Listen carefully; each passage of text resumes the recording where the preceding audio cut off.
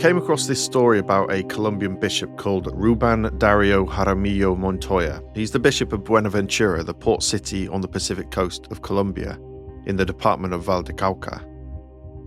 In 2019, during a festival for Saint Bonaventure, Bishop Jaramillo was going to board a military helicopter and fly over the city, pouring holy water down onto the streets of Buenaventura to exorcise it. In his own words, he said that, "We have to drive the devil out of Buenaventura to see if we can restore the peace and tranquility that our city has lost due to so many crimes, acts of corruption, and with so much evil and drug trafficking that invades our port." Now, unfortunately, the aerial method never materialised in the end, but I do know that the bishop certainly did travel around on the back of a big red fire truck, covered in green and yellow balloons, sirens going and sprinkling holy water onto the streets. He told ACI Prensa, "Where blood ran, where blood was shed, we will now pour holy water as a sign of reparation in the place of the dead fallen by violence. The problem is that there is not yet a culture of denunciation, because there is fear. We have a society that is afraid to inform." Bishop Jaramillo is a remarkable guy. Since leading the Diocese of Buenaventura in 2017, he has faced death threats for his campaign against violence, drug trafficking and organised crime. If we fast forward to 2022, on October the 2nd, a sports event was held in the violent neighbourhood of Juan 13 called Buenaventura en Paz. The event was organised by the diocese and led by Bishop Jaramillo, who after 2 years of extreme violence, mediated a truce between the city's warring gangs, the Shottas and the Spartans. Welcome to Deep Dive from the Global Initiative Against Transnational Organised Crime. I'm Jack Megan-Vickers. And this is Colombia and Total Peace. Part 2. Buenaventura, the Pact for Life.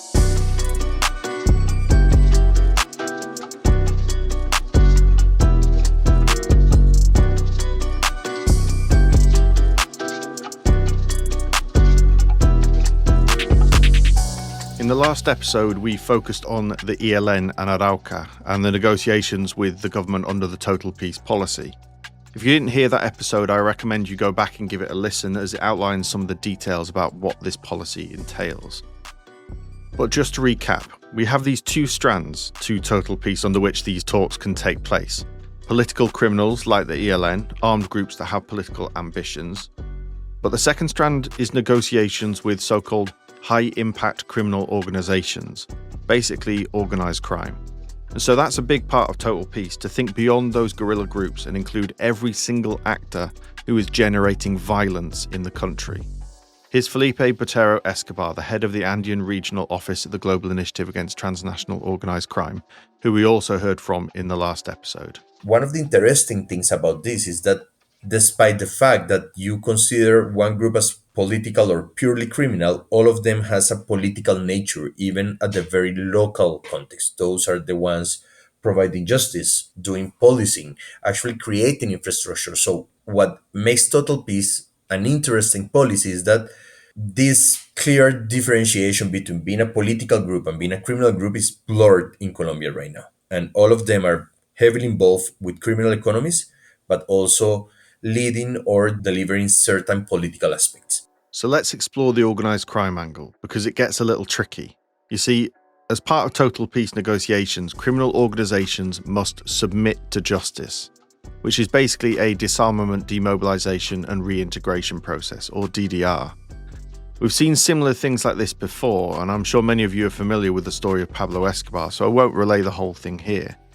But in the 90s, he agreed to surrender to the government, providing extradition to the US was off the table, and if he could build his own prison, La Catedral. We sort of saw another one of these with the Autodefensas Unidas de Colombia, or AUC, who were a right-wing paramilitary force led by the infamous Castaño brothers. Justicia y Paz.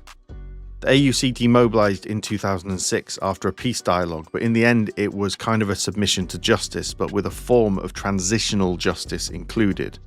The leadership of the AUC would serve a minimum of 8 years, with lower-level combatants being required to engage in a reintegration process. This included sharing their version of events with the Truth Commission and take part in some form of community service, and then a commitment not to reoffend at fear of losing access to benefits. Now, one part of this process with the AUC that was interesting and could spark concern for those taking part in one of these submissions was that just a few years after the disarmament, 14 AUC leaders were extradited to the US. Colombian government officials claimed that they had not fulfilled their side of the agreement. Regardless, around 30,000 people were demobilized as part of this agreement, although the Autodefensas Gaitanistas de Colombia, or AGC, otherwise known as Clan del Golfo, was directly born out of the demobilization of the AUC. We did 3 episodes on Clan del Golfo a year or two ago, which goes over the history of this criminal organization. So fast forward to today and total peace. There is a historical precedent about how the government approaches negotiations with criminal organizations, but there is a problem with the framework of total peace. Here's Juanita Duran Velez, a lawyer who works for the Crime and Justice Lab, a non-profit in Colombia. Well, so I would say like the big gap is justice. And why is that gap so important? So justice is like the tool you use to transit to peace. In the political negotiations, you can expect to negotiate part of that. That's actually what happened, for example, with FARC. But in fact, they split it in two. They prepare by doing some transformations in the constitutions to allow some specific tools of transitional justice, but then they went to negotiate, and then they went to the Congress again to have a law to being able to implement the transitional justice they designed. But then in the negotiation with organized crime, you don't have such a possibility as to negotiate the procedures. And we don't have now a clear procedure to the subjection to law to organized crime structures. So in that case, of course, that makes very difficult to negotiate because it's not clear what the next step is going to be. So you open a negotiation in which you know you cannot negotiate the justice tools, but you don't have a law either. You see, at the moment, there isn't a specific bit of legislation for talks with criminal organizations. For example, if a group submits to justice, what comes next is unclear. What will the transitional justice look like? If a criminal actor speaks truthfully about the violence they have committed, how much jail time will they be given? Will they get to keep a percentage of the illicit income they generated? There is a lack of clarity on points like this. When negotiating, prosecutors do have some options, for example, something called the principle of opportunity, which has to be signed off by a judge. Now, this means that a prosecutor can omit a crime from a prosecution. For example, they might say, "We won't prosecute you for the extortion offences you've committed, but we will prosecute you for the drug trafficking." The intention being to help progress the negotiations. It's the tool you can think can be used, for example, in the case of organized crime, to kind of find a way to advance the subjection of criminal organizations to law. But there are some problems. First, it has a lot of limitations. For example, there are some crimes in which this tool cannot be used, but also there are not clear incentives because, it's a tool that is part of like the ordinary criminal prosecution in which you don't have like big incentives for people to just decide to submit to law. So incentives are not clear in this case, but the possibility of not prosecuting is what makes this tool like a very attractive tool to think on how to deal with criminal organizations. And so, this episode is about the negotiations with high-impact crime organizations. And for that, we need to travel to Buenaventura on Colombia's Pacific coast. So why is Buenaventura important? Well, firstly, the port here has long been incredibly important to the Colombian economy. It manages a huge percentage of Colombia's global shipping trade. The two biggest commodities are coffee and sugar. The largest coffee warehouse in the country is located here, with a capacity for 90,000 sacks. The port handles 99% of Colombia's sugar exports, with storage capacity for over 12,000 metric tons. But it's also a vital node in the international cocaine trafficking ecosystem. It's Colombia's largest port, so around half the commerce of the country moves or goes through the Buenaventura port. So this is clearly a very strategic, important city for the country. This is Mariana Botero Restrepo, who until recently worked with the GI as an analyst and a researcher in our Observatory of the Andean region. It is very close to Cali, one of the main cities which has a history of criminality, and it's very close to some of the hubs with highest criminality in the country. So northern Cauca, for example, where there are many groups, whether criminal or armed groups. Most of the population of Buenaventura is from Afro-Colombian communities. And this is important because they often have some specific rules or laws that apply basically only to them. So some sort of specific social and legal organization that they can apply based on their traditional history, customs. But criminality here basically formed around providing services for larger drug organizations. There are two major gangs. One of them is called the Spartanos or Spartans, and then Shottas. Now, I think we need to look at the recent criminal history of Buenaventura to show how the two groups that currently dominate the city, the Shottas and the Spartans, emerged. So let's look at the Shottas, and perhaps it's fitting to start with the family behind this group, who've been heavily involved with organised crime in the city for a while, the Bustamantes. Now, back in the late 90s, first they were members of the FARC before switching sides to the Bloque Calima, the Calima Bloc, which was a faction within the AUC. The Calima Bloc were sent to Buenaventura to dislodge the FARC in the surrounding rural areas.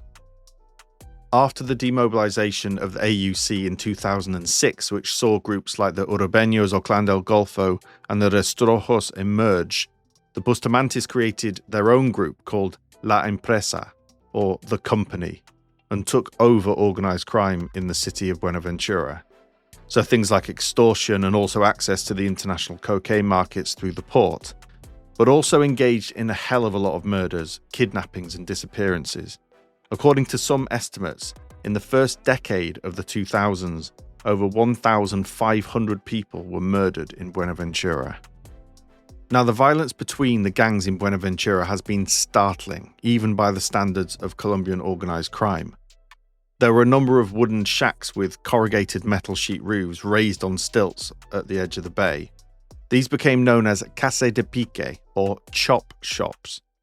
Now, I have to warn you that this is not for the squeamish, as these were dubbed houses of horror. Chop shops were places that the gangs took their victims to torture and dismember them before the body parts were thrown into the sea.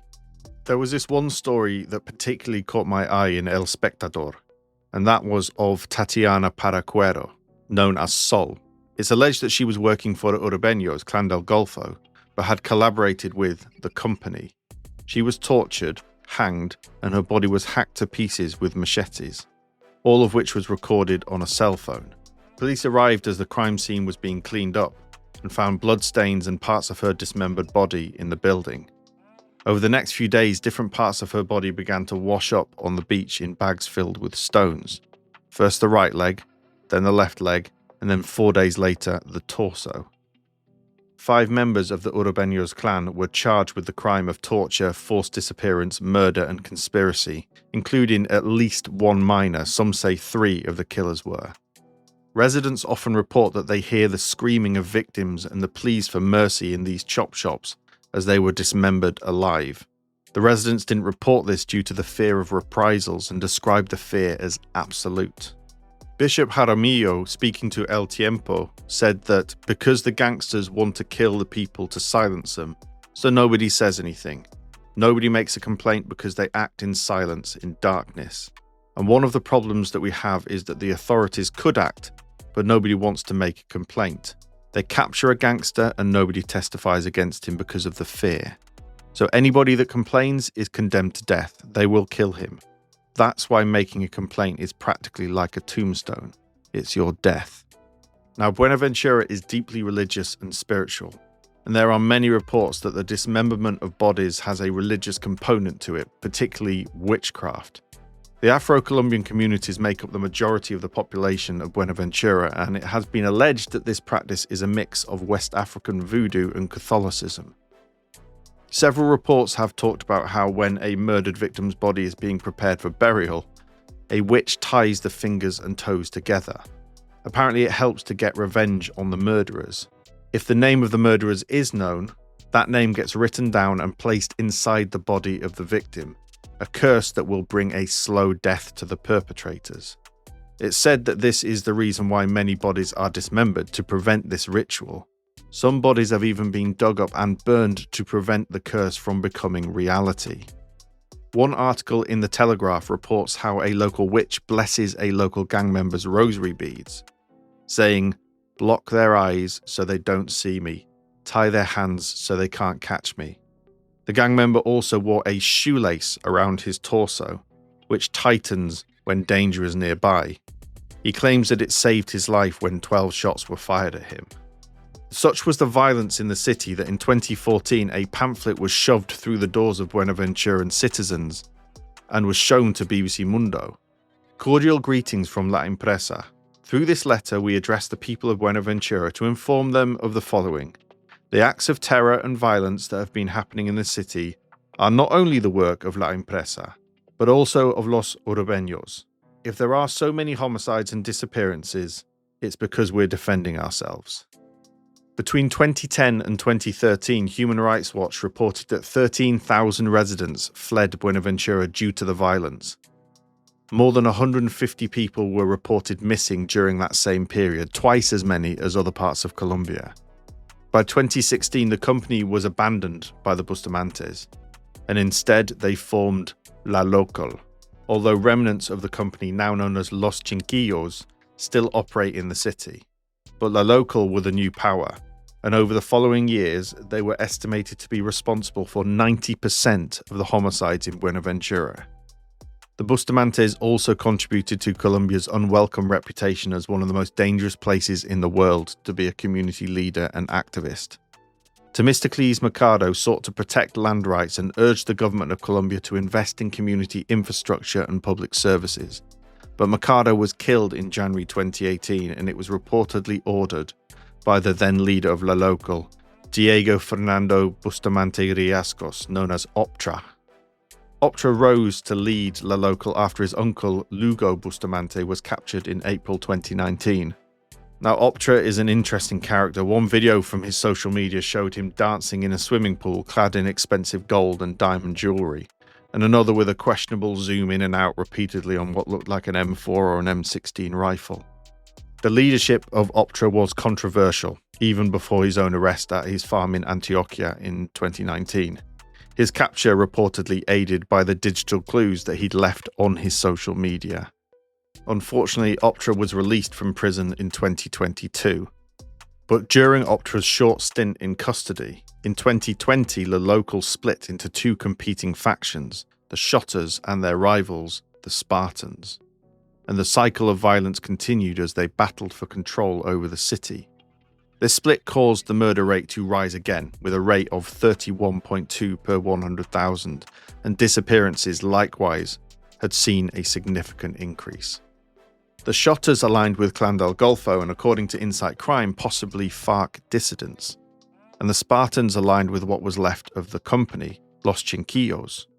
According to the Colombian government, they estimate that there are around 1,700 people, mostly young people, operating in the two main gangs. In 2020, there were 75 murders. A year later, in 2021, as these gangs clashed, it rose sharply to 188. Such has been the violence that it led to an informal curfew, with residents living in areas with high gang activity rarely leaving home after 6 p.m, and the establishment of so-called invisible borders between neighbourhoods. If someone from the wrong neighbourhood crosses that border, they can wind up murdered. Here's Mariana. They have a lot of power in limiting people's ability or right, and I say right like in quotation marks, because they are able to limit the person's or the inhabitants' mobility. So they are able to install curfews or to limit who can enter which neighborhood depending on where they live. So we would see cases of people who were unable to visit their families because they lived in a neighborhood that was controlled by a rival gang. So in order to meet, I don't know, their mom, they would need to meet in the city center rather than just being able to visit their families. When there is an active dispute, they would limit the times in which people are allowed to enter the neighborhood. So let's say, and this is a real case that somebody was telling us about, either 11 p.m. or midnight. If your work required you to leave or to enter the neighborhood at that time, you needed to ask for permission or inform them beforehand. Indeed, this curfew reminds me of this one story from September 2022, where Bishop Jaramillo explained that because of the violence between the Shottas and the Spartans, and the curfew imposed, the evening mass in churches across the city had to take place earlier so that worshippers could comply with it. He said, "They send out a statement that at 6 in the evening everyone has to be at home, so everyone has to obey." Obviously, this has had a huge impact on those living in Buenaventura, and in 2022, over 6,300 people were displaced from their homes. Another 2,100 were confined within the municipality, many of those within the city itself. It's estimated in total that around 20,000 people have been displaced in the whole of Buenaventura. Some researchers described people living under these gangs as having shadow citizenship, and we'll come to that in a moment. Because in our brief narrative history, we've arrived at October the 2nd, 2022, and total peace. Leading up to this point, the number of murders in the city was 85 by August, actually higher than the previous year at the same point. But as we heard right at the start, Bishop Jaramillo and the Catholic Church, alongside the government, was already mediating a ceasefire between the Shottas and the Spartans, eventually agreeing to a truce in September before renewing it in December. It was cited as the first real achievement of total peace. But again, there are rumblings over the approach of total peace, the same concerns that arose in relation to the last episode on the ELN and Arauca, and that's the centralized approach to negotiations and a lack of local involvement. When you talk to local authorities about what their role is in total peace, one of the main conclusions of one of the reports of this research is that the role of local authorities is very, very reduced. We even had complaints of authorities saying they're not even being involved in logistical details when people from the national government go. So the risk is that if this process doesn't work, there is no plan B. And local authorities often do not even know what's being agreed, or they do not have the detail. They might find out, communiques and people on the ground, but there's not a strategic participation of local authorities in the design of the process, in the implementation of the process. And up till now, or up until our research, there wasn't a clear path as to what their role would be if it was successful or if it wasn't. And this is true for local authorities, but also for security forces. And here, remember, we're talking about a city in Buenaventura, and the dynamics are totally different to a rural setting like Arauca. In the cities, groups tend to be more criminal than political and armed. They exercise control in a different way. So what about the community voices? What say do they have in total peace? People in Buenaventura and in most of Colombia, they want peace, or at least a real reduction of violence that would allow them to live a better life. The thing is that specifically with total peace, the community's participation, especially in Buenaventura, has been very limited. And when we asked people if they knew what the table or what was being discussed during total peace for Buenaventura, if they know what was being discussed, they would say no.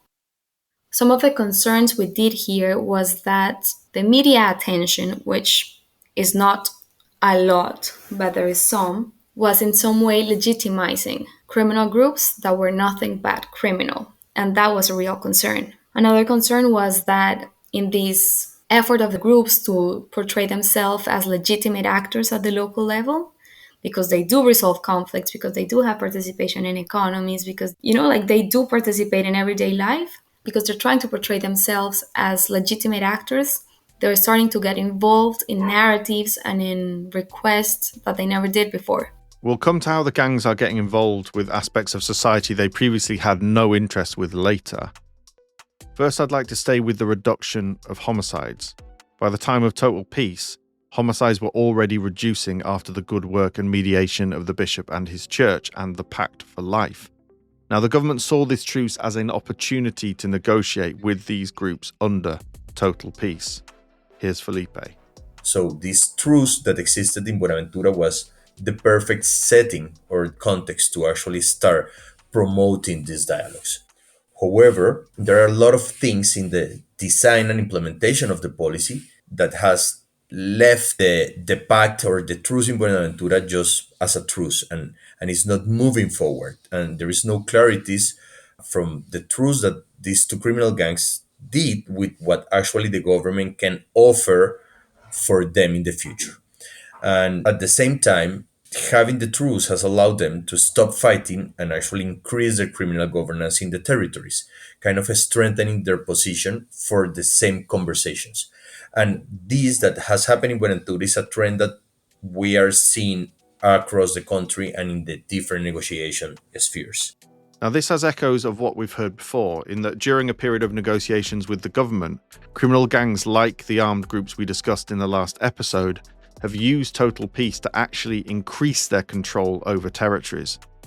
And there are concerns that criminal organizations that have entrenched their positions since total peace will, as Mariana said earlier, portray themselves as legitimate actors, so they can potentially pursue the total peace route of political criminals rather than high-impact criminal organizations to improve their negotiating positions as it provides more favorable terms and incentives. Here's Mariana. So there is that concern, and a lot of analysts and people who are criticizing the total policy are flagging this, and we're seeing this in other cases. In the case of Buenaventura, it's very hard for the groups to show themselves as political. And I think that they know that there's no way they're going to get that recognition. But what we saw is that they are increasingly getting involved in areas where they didn't before. So some people told us that they were starting to control who could join or who could participate in social programs from the mayor's office, for example, which is something they didn't do before. Or they're asking for food for kids in their neighborhoods, which they didn't do before. This might be used in favor of the negotiation because it shows the aim for a structure or the aim to use this opportunity to somehow solve some of the needs of the community. But if mishandled, it could backfire. But people are not stupid and know the reality. For example, the Conflict Responses Foundation, or CORE, interviewed someone living in an area controlled by the Spartans. They say that they are the ones who take care and that people cooperate and behave well. They are our protective environment against other groups. But in reality, this is a lie, because they are the ones who attract other groups. And of course, this guise of protection is used to justify violence on certain individuals. For example, they claim that a person is working with or is part of an opposing gang, which is punishable by death. And these death sentences are quick to be meted out. There was one story from a Shottas-controlled neighborhood where a girl claimed that she had been raped by a guy who'd recently moved into the area. The Shottas identified the culprit and killed him, only for the girl to admit that she'd lied.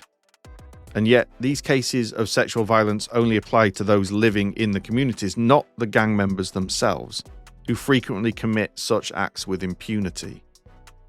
And let's be honest, you can't really complain to the gang about their activity. It unsurprisingly doesn't go down very well. The gangs hide their increased control behind the facade of conflict resolution, but really it's about extortion. There are a couple of stories that CORE gathered from Buenaventura. For example, one about a father who got drunk. Some of my dad's parents were going to charge him because he got drunk and started making a fuss when he was drunk. With my mom, my brother, my aunt, and my grandmother.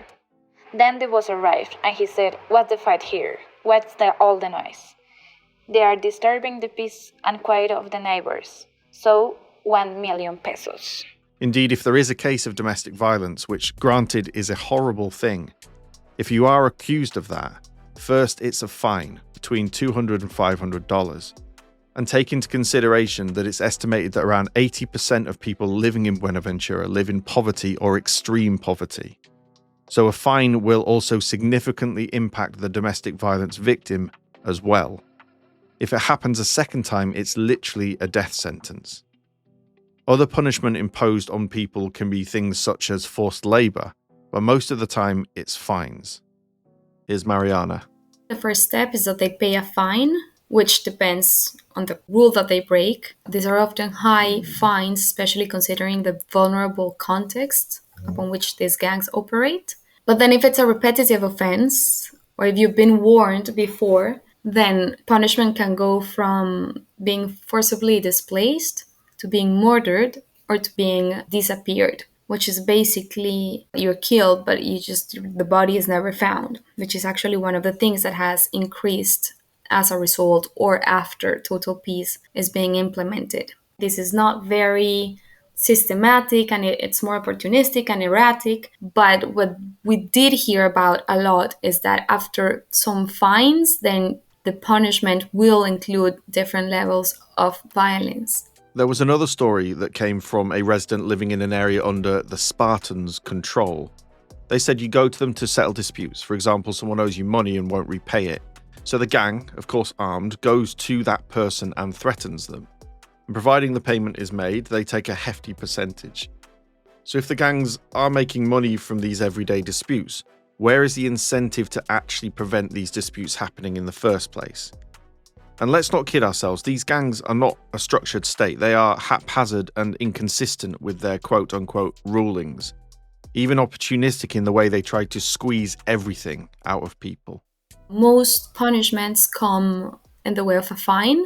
So if you break the rule, you need to pay this amount of money. If you have a dispute with another neighbor, then this is the amount of money you need to pay. But people do not always know what the amount of money they are required to pay is. That's a bit up to the local leader or the circumstance or, whether he woke up in a good mood or in a bad mood that day. Within the groups are specific factions organised to carry out certain illicit tasks.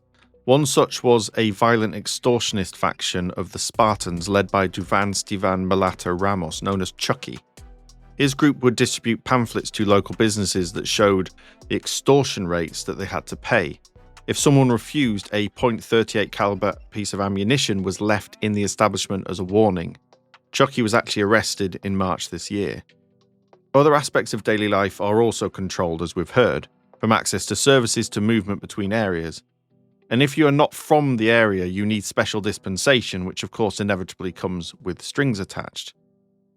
Even the movement of Bishop Jaramillo was reportedly restricted, preventing him from visiting certain areas under gang control due to his campaign against organised crime and violence.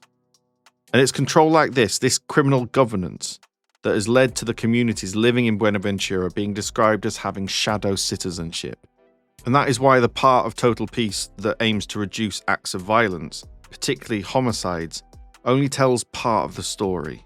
Groups being the intelligent strategic organizations that they are, then they can continue with their everyday operations within certain limits, because both government and organizations measure homicides. From violence, that's the easiest indicator to measure because it's right there. It's obvious. You find a body in the street, you call the police has to report it. But it doesn't measure many other crimes, such as extortion or disappearances is a very hard crime to measure because a lot of times people do not report the disappearances because they don't trust the police, whether because they have a working relationship with the gangs or because they do not have the capacity, they lack the capacity to properly address these crimes or because there is a rule not to do it. And this is a very important point. The murder rate has indeed dropped, and that is something the administration will look to celebrate. But in reality, yes, bodies are not being left on the street, which would undermine the narrative around Total Peace. But disappearances have increased. Here's Felipe. This has been also a historical trend in Buenaventura, where to not make a lot of noise, instead of leaving the body, they just disappear the body. And disappearing the body is not a homicide, no? It's he or she is just missing. But it's still a way how the group can send a message and can keep implementing violence.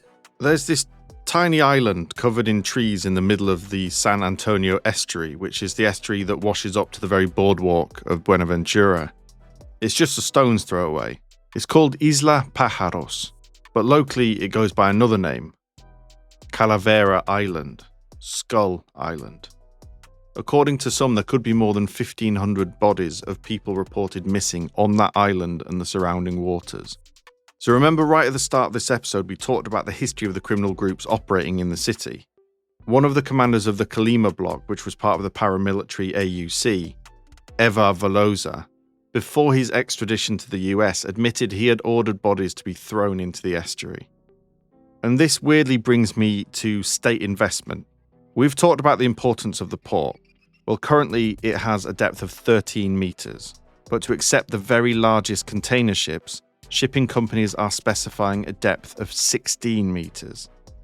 And this is something that's been suggested for Buenaventura and is currently underway. But the families of the disappeared are concerned that this will make the recovery of the remains of relatives all but impossible given what's involved in the dredging process.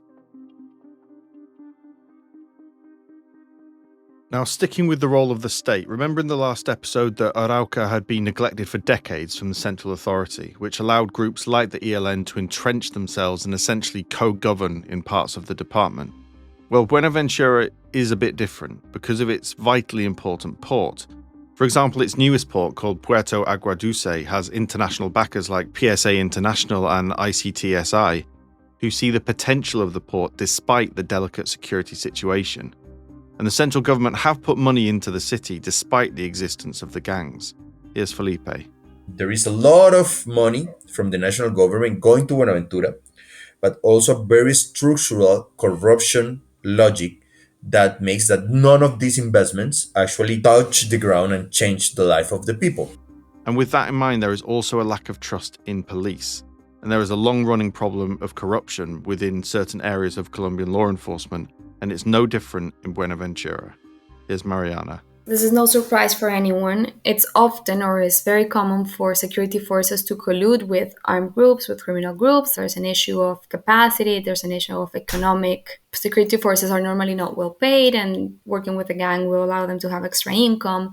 Often they come from the same neighborhood or the same background. There aren't enough controls within the organization, so this happens here and everywhere. There was big news out of Buenaventura after an operation conducted by the National Police of Colombia and the DEA arrested a guy called Ricardo Orozco Bieza, alias El Bendecido. It's alleged that Bendecido managed 80% of the illicit smuggling leaving the two biggest ports in Colombia, Cartagena on the Caribbean coast and Buenaventura. But the investigation revealed by Blue Radio highlighted the level of corruption within the Colombian Tax and Customs National Authority and the police. Between September 2023 and March 2024, officers and officials ensured the smooth flowing of illicit goods through the port using an encrypted communications application to communicate directly with the smuggling network. They received a bribe from 2 police officers working directly for the network, which totaled around 900 million Colombian pesos for this access. That's almost $250,000. As the investigation developed, more and more people have been dragged in. It resulted in the arrest and the currently pending extradition of Diego Marin, alias Pitufo, from Spain back to Colombia. Without going into this guy's life story, which is quite remarkable in and of itself, he's alleged to be a former AUC commander turned money launderer for the Cali cartel and running his own smuggling network for years. Investigations by El Tiempo highlighted claims by an undercover agent that this smuggling network goes back to the 90s and includes many high-ranking government and state officials, law enforcement, senior military, and even a relative of a former president. But it's perhaps worth mentioning that the people have questioned the veracity of this agent, as his house appears to be very large for someone on his apparent salary. Anyway, my point is that you can see why there is little trust between people and state institutions and forces. Total peace made it easier for a relationship of collusion between the security forces and the gangs to happen. Because Total Peace achieved a truce quite early on in Buenaventura, this obviously reduced the number of direct and openly violent acts committed by the gangs, and then the police, with less bodies in the street, had time to do other things. But one of the hypotheses he has is that the relationship changed with one of the gangs from collusion to competitions. So basically, for the Espartanos, the Spartans, this relationship shifted, and this had an effect in the capacity they have to actually have criminal governance in the territories that they used to control. Whereas for the Shottas, who maintained or who kept a relationship of collusion, it was easier for them to maintain the criminal governance over the city or the neighborhoods they control. Because one of the key factors that would allow for armed governance to strengthen is how the security forces react to that control or that power of a group over a population. So we cannot say for sure that's what happened, but this is what people told us they're seeing, this is what they believe, and this is what the number of captures of high-ranking people or mid-ranking people from the Spartans versus those of the Shottas led us to believe. Indeed, this year saw the arrest of Vice, the alleged leader of the Spartans, and also Cholo, a senior leader in the Shottas, was also arrested.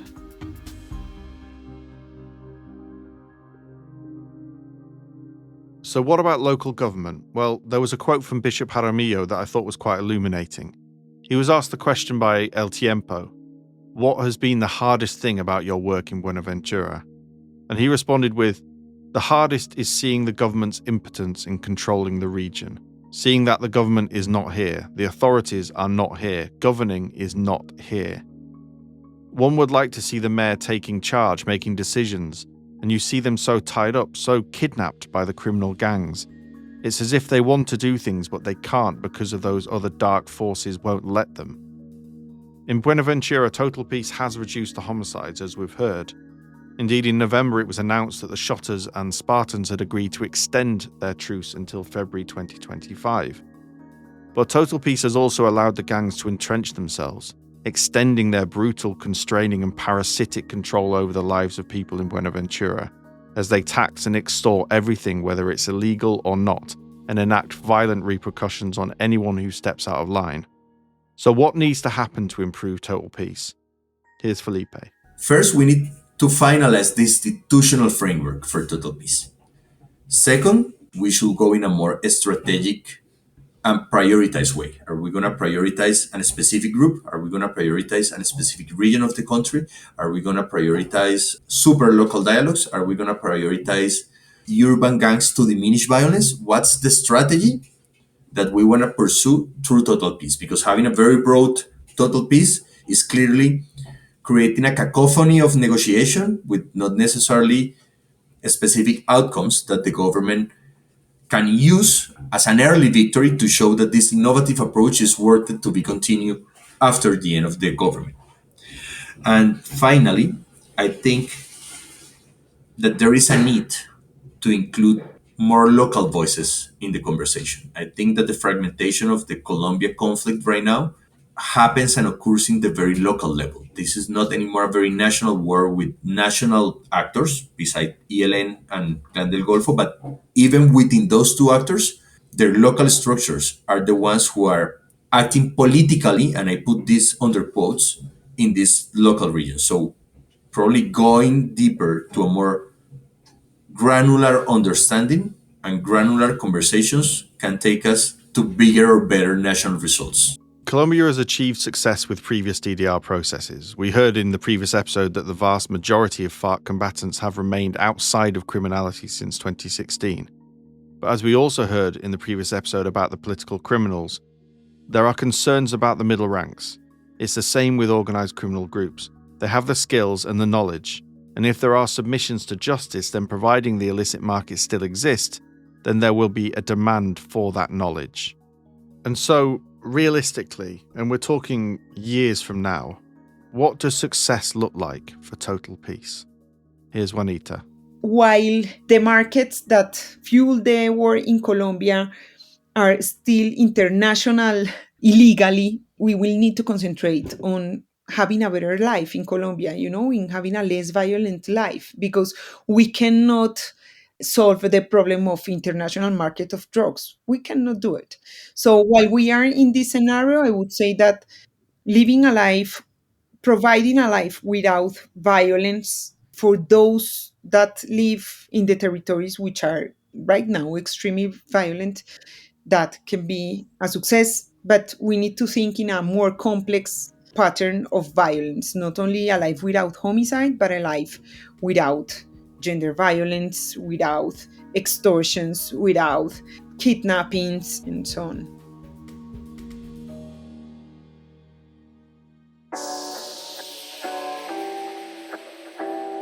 That's it for this episode of Deep Dive. I'd like to thank Mariana, Juanita, and Felipe for speaking to me on this episode. There is a reading list in the summary to this show, as well as a link to our Andean office here at the GI, which covers Colombia. For other research on organised crime from around the world, head over to our website, globalinitiative.net. And this has been Deep Dive from the Global Initiative Against Transnational Organised Crime. I'm Jack Megan-Vickers. Thanks for listening.